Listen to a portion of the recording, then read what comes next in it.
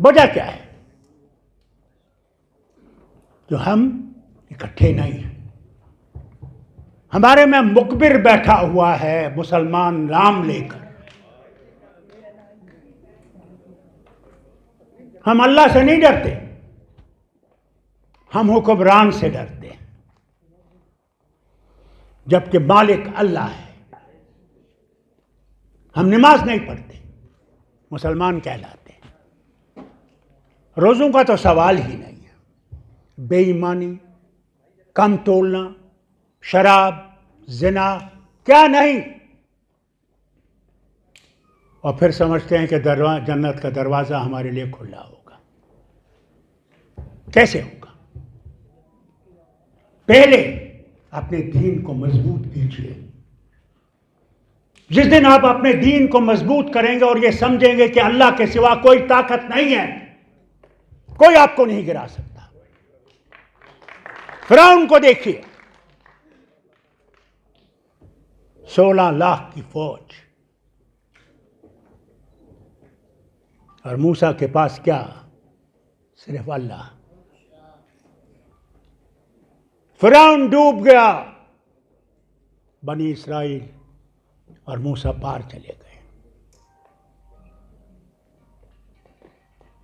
नमरूद कौन था? नूह अलैहिस्सलाम का ग्रैंडसन। मगर जब उसने खुदाई की तरफ दावा शुरू कर दिया तो मच्छर ने उसको मार डाला, और मच्छर ने उसकी फौज को ख़त्म कर दिया। वो अल्लाह ने भेजा। याद है, यमन में बादशाह ने एक बहुत बड़ी मस्जिद बनाई थी, और ये सोच के बनाई थी कि लोगों को काबा से मोड़ देगा और इधर लाएगा, और पूरी फौज लेके निकला काबा को शहीद करने के लिए, और हाथी को आगे आगे रखा। और जब हाथी मक्का के पास पहुंचा, और जो मक्का को देखने वहां रहने वाले थे वो सारे पहाड़ों में भाग गए।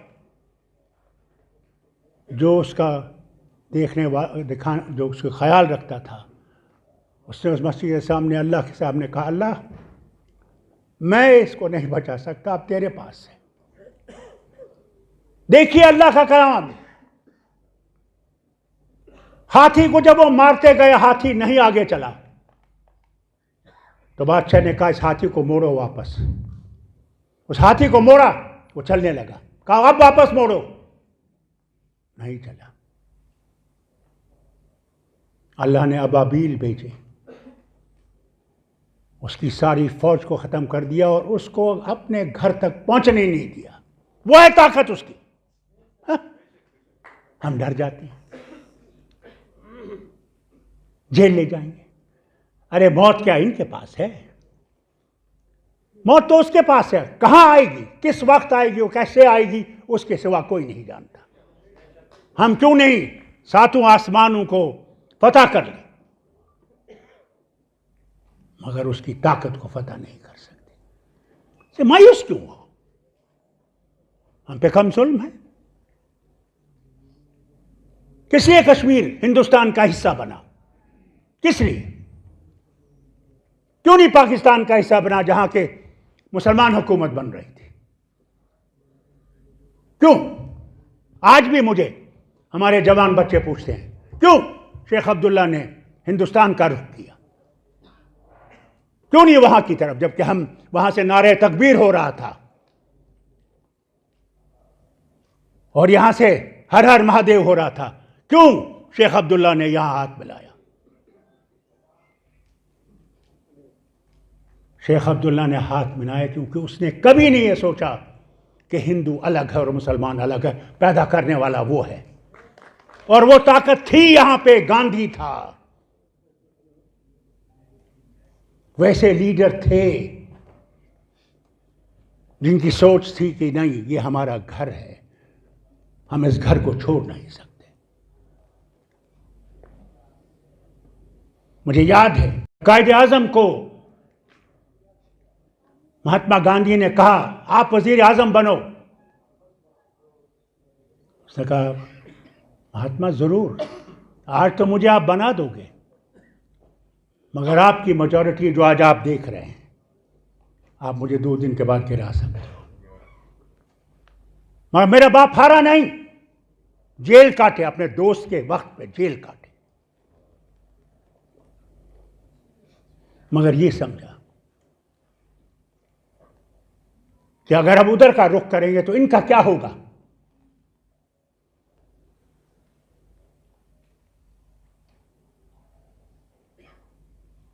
मैं अल्लाह के सामने क्या जवाब दूंगा कि मैंने 40 लाख को बचाने के लिए 12 करोड़ को मिटा दिया।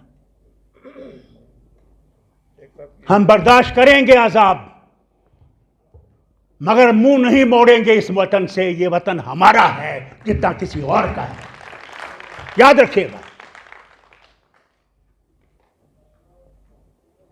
मगर उसके लिए हमें इत्तेहाद और इत्तेफाक की जरूरत है। हम में इत्तेहाद और इत्तेफाक नहीं है।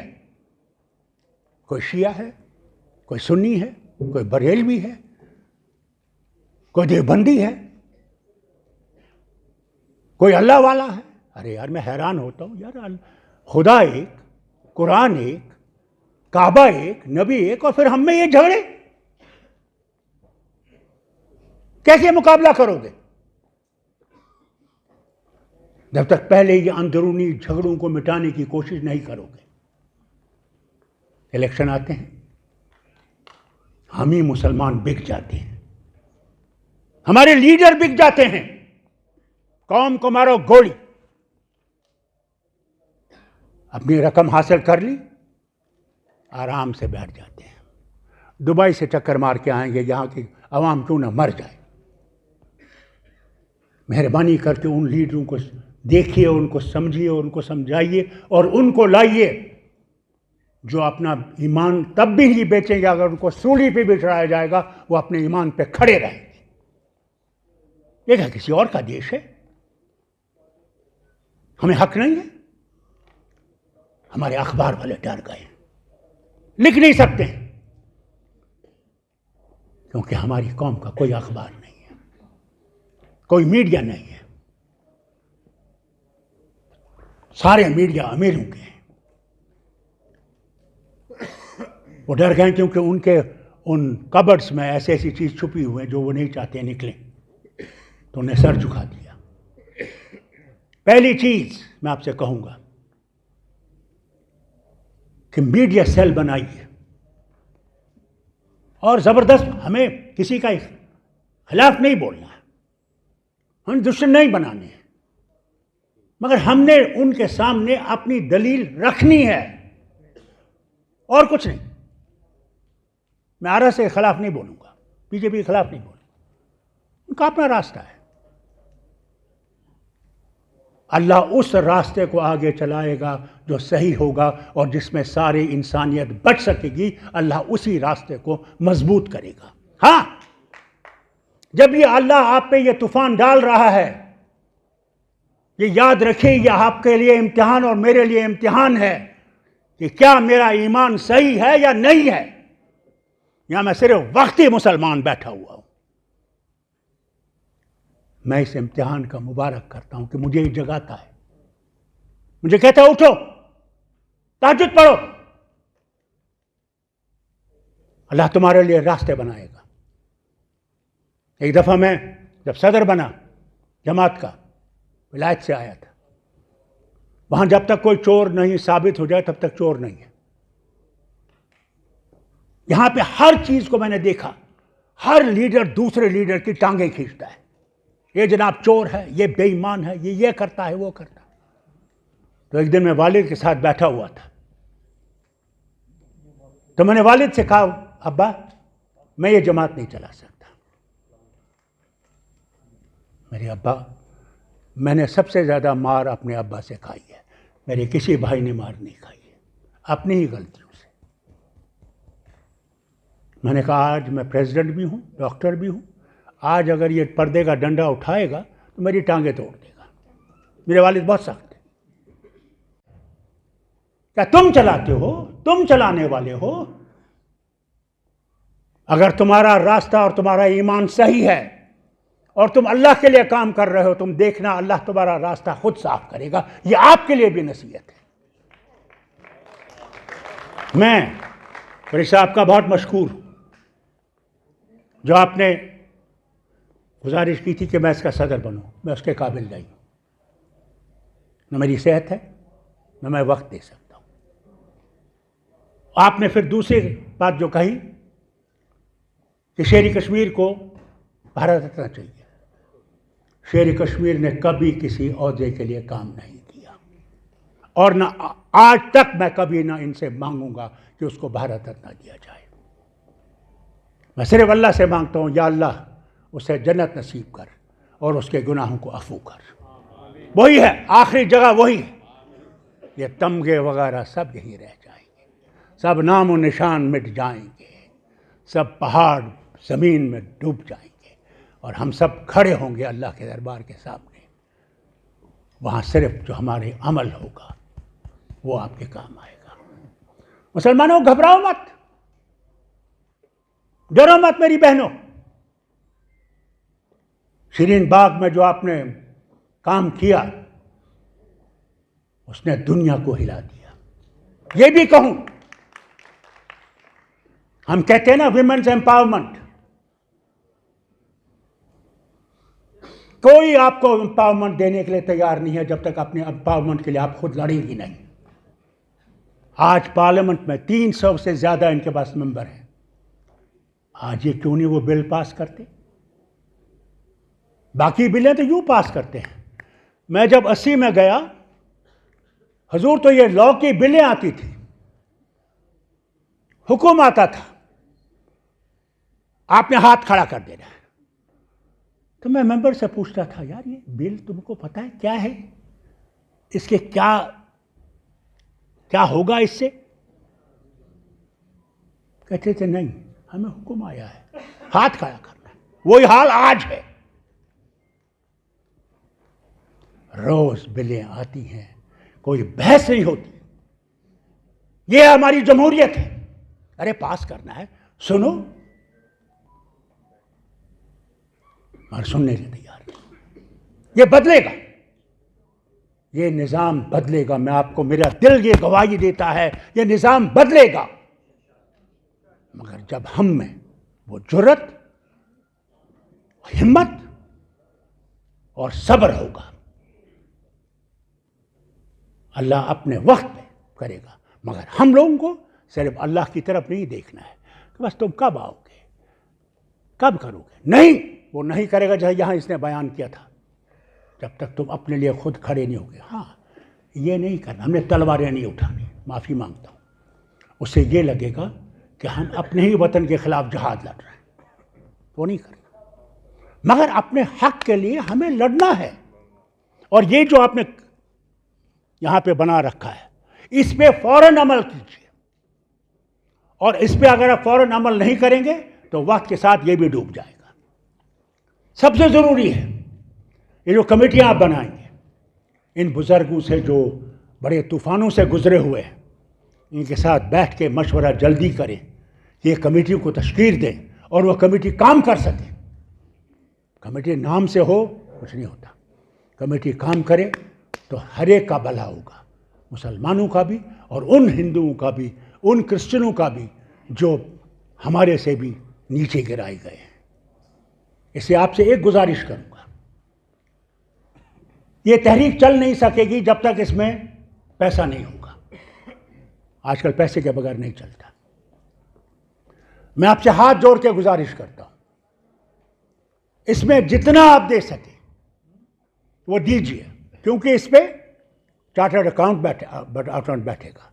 वो आपको हर साल हिसाब देगा कि इसका खर्चा कैसे हो रहा है, कि आपको भी लगे कि इसमें ईमानदार लोग हैं जो आपकी हर एक पैसे का ख्याल रख रहे हैं।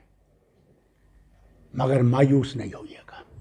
मैं आपसे दिल से कहता हूँ, मैं कश्मीर का हाल देखता हूँ, रोज़ मौतें हो रही हैं, कोई दिन नहीं है कि मौत नहीं हो रही है। इतनी फौज भर दी गई है जितने वहाँ लोग नहीं हैं। अमन नहीं आएगा जब तक आप लोगों के दिलों को नहीं जीतेंगे और दुल्हे को जीतने के लिए फौज की ज़रूरत नहीं है, मोहब्बत की ज़रूरत है और उनको समझने की ज़रूरत है। कभी नहीं होगा। लाइए जितनी फौज आपके पास है, बम फटेंगे। और दूसरा मैं आपसे कहूं, इनको बहुत बुरा लगता है जब मैं ये कहता हूं, ये मीडिया भी ऐसे ही लिखता रहता है, जब तक हमारे पड़ोसी के साथ भी बात नहीं होगी, जब तक वो भी इस बात पे नहीं आ जाएंगे कि हमने मिलजुल के रहना है, हमने रास्ते निकालने हैं एक दूसरे के साथ बेहतरी के लिए, जंग तबाही का बाइस हो सकती है। देखिए यूक्रेन को, देखिए कैसे वहां के लोग कहां हैं। आज की जंग मामूली जंग नहीं है, आज की जंग रॉकेट्स हैं, एटम बम है, अल्लाह जाने क्या नहीं है। जो हमने 75 साल में बनाया है वो मिनटों में उड़ जाएगा। जब हम बात करते हैं इनको बुरा लगता है, खुद जब बात करते हैं तो बड़ा अच्छा लगता है। और हम कहते क्या हैं, हम जरूर मुसलमान हैं मगर हम हिंदुस्तानी मुसलमान हैं, हम चीनी, अमरीकी और रूसी मुसलमान नहीं हैं। हम पे विश्वास करो, हम पे एतबार करो। ये तुम्हारा नुकसान हो रहा है कि तुम मुसलमानों पे एतबार नहीं करते। मुसलमानों पे एतबार करना सीखो। झेल भरने से अमन नहीं आएगा, झूठे केस लगाने से अमन नहीं आएगा। तुम अगर समझते हो कि झूठे केस लगा के तुम डुबो दोगे लोगों को, लीडर तुम्हारे सामने झुक जाएंगे, फारूक अब्दुल्ला कभी नहीं झुकेगा अल्लाह के सिवा। अल्लाह के सिवा उसके किसी के सामने, उसके रसूल के सामने भी नहीं झुकूंगा, क्योंकि सिर्फ वो है और उसी के सामने हमने झुकना है। आपसे भी कहता हूं, हिम्मत मर्दा मदद खुदा में मिले, जुट जाइए, माफ करिए एक दूसरे की गलतियों को। जब हम अल्लाह से माफी मांग सकते हैं, क्या इंसान से माफी नहीं मांग सकते? माफ कीजिए, हम गुनाहगार होंगे। अल्लाह से मांगिए, या अल्लाह इनके गुनाहों को अफू कर और इन्हें सही रास्ता दिखा कि इस कौम को आगे ले सके, इनकी मुश्किलात को दूर कर सके। सारी मुश्किलात दूर नहीं होंगी, आज तक नहीं हुई जब से दुनिया बनी है, मगर आराम से तो रह सकेंगे। ये डर तो नहीं रहेगा कि कोई छुरा घोंप देगा, कोई मेरी बेटी से बलात्कार करेगा, ये डर तो नहीं रहेगा। अरे हमने कभी ऐसा कदम नहीं उठाया, कभी नहीं। इस्लाम ने हमें सिखाया। जब नबी करीम सल्लल्लाहु अलैहि वसल्लम के पास वो लोग आए जो उनके मजहब से अलग थे, उन्हें शोर उठाया, आप क्यों मिले इनसे? कहने लगे, भाई आई, इनका दीन इन्हें मुबारक, तुम्हारा दीन तुम्हें मुबारक। फैसला वो करेगा। नफरतें छोड़ दीजिए। नफरतें पैदा करने वाले लोग हैं, हमारे में भी है, उनमें भी है। शैतान है और शैतान ये काम कराएगा, मगर जो अल्लाह के रास्ते पे है शैतान उसको कभी जीत नहीं सकता। ये अल्लाह का वादा है। इसलिए सही कहा खुर्शीद साहब, सियासत और दीन को आप अलग नहीं कर सकते, तो रह जाएगी चंगेजी।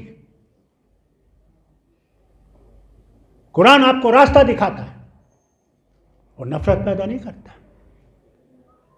वो नफरत का रास्ता नहीं दिखाता, वो मोहब्बत का रास्ता दिखाता। और अल्लाह का रास्ता मोहब्बत का रास्ता है, गरीब की मदद का रास्ता है और जन्नत का रास्ता है।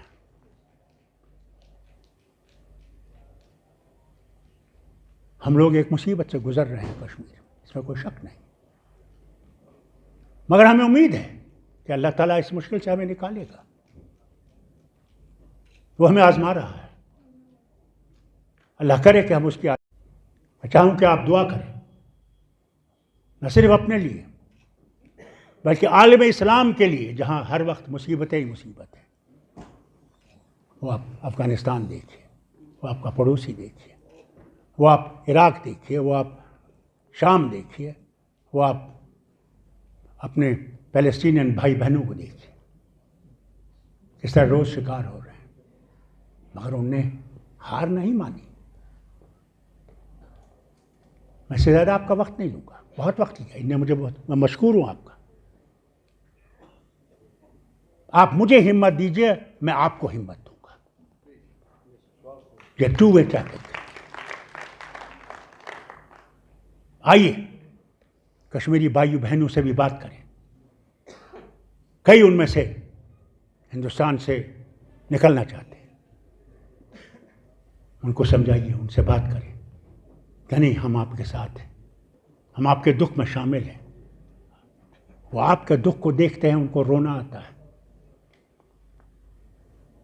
किस तरह से बताया जाता है, किस तरह से मारा जा रहा है, किस तरह मस्जिदों को तोड़ा जा रहा है। याद रखिएगा, क्यों ढूंढते हो उसको जमीन और आसमान की गर्दिश में? अगर वो तुम्हारे दिल में नहीं, वो तुम्हारे पास कहीं भी नहीं। उसको अपने दिल में पैदा कीजिए, वो आपको ताकत देगा।